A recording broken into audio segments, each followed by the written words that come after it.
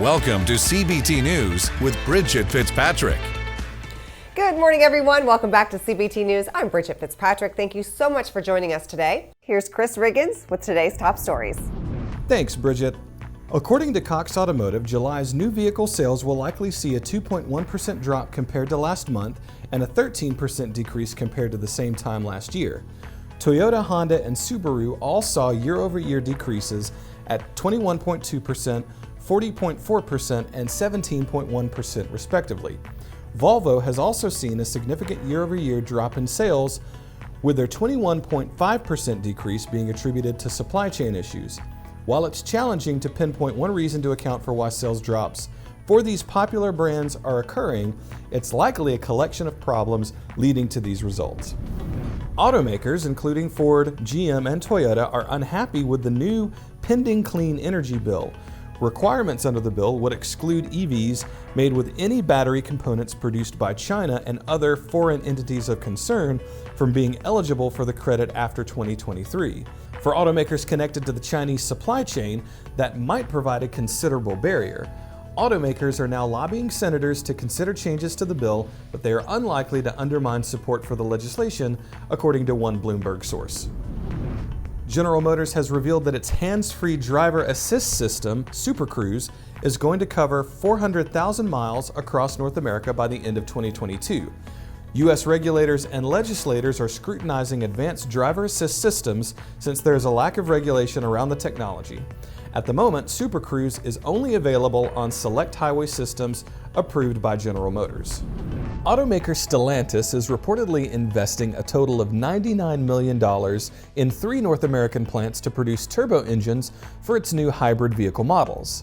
About $83 million is going directly to retooling the FCA Dundee engine complex, while the remainder of the funds will be used for investing in the Kokomo casting plant and the Etobicoke casting plant. Don't go anywhere. Coming up next is KYADA President Jason Wilson. We'll be right back.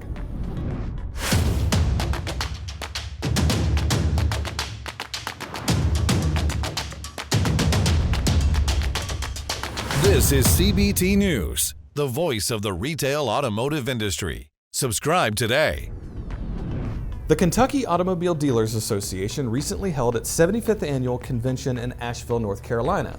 Today on Inside Automotive, we're pleased to welcome Jason Wilson, president of the Kentucky Automobile Dealers Association, to give us his insight into what dealers in Kentucky are facing today, and he'll also give us a recap of the convention. Take a look.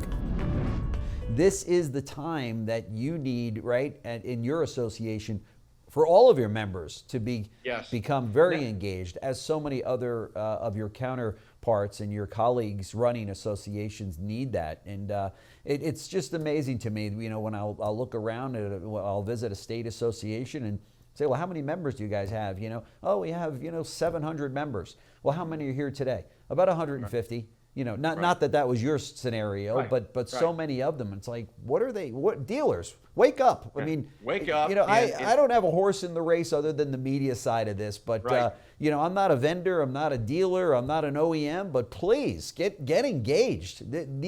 Stuff is happening.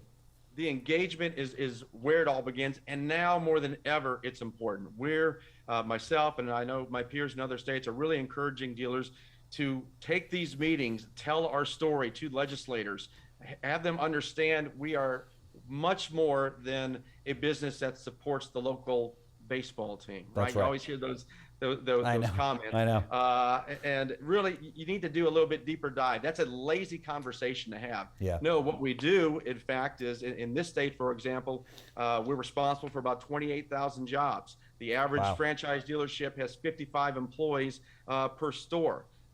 We pay $745 million in payroll taxes, $570 million in state taxes. Wow. And what allows this to happen and what allows dealers to be successful, and what I'm so passionate about as far as getting this story out there, is dealers for generations have been able to make the business decisions needed to have that sort of success at the local level. That's right. And when we start having these conversations of agency models, direct sales, whatnot, essentially what we're talking about is central planners for automobile distribution, right? Yeah, that's right. And central planning is generally not a popular notion or idea to anyone, because you're having decisions made by someone that's not invested in that specific community. Right. You know, all politics is local, and it really truly does start with those local meetings. In fact, our state flag is has the emblem on the state flag is a pioneer and a statesman shaking hands.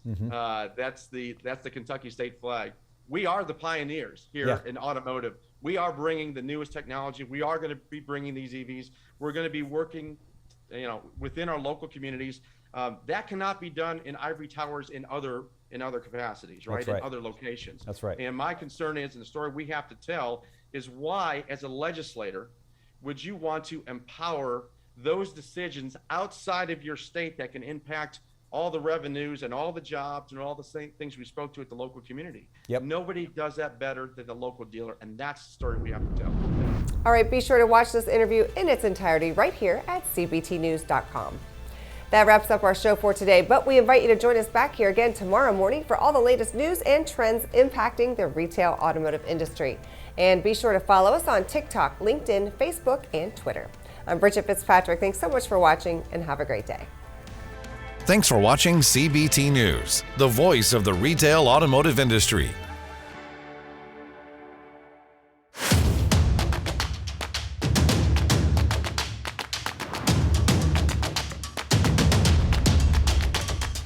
This is CBT News, the voice of the retail automotive industry. Subscribe today.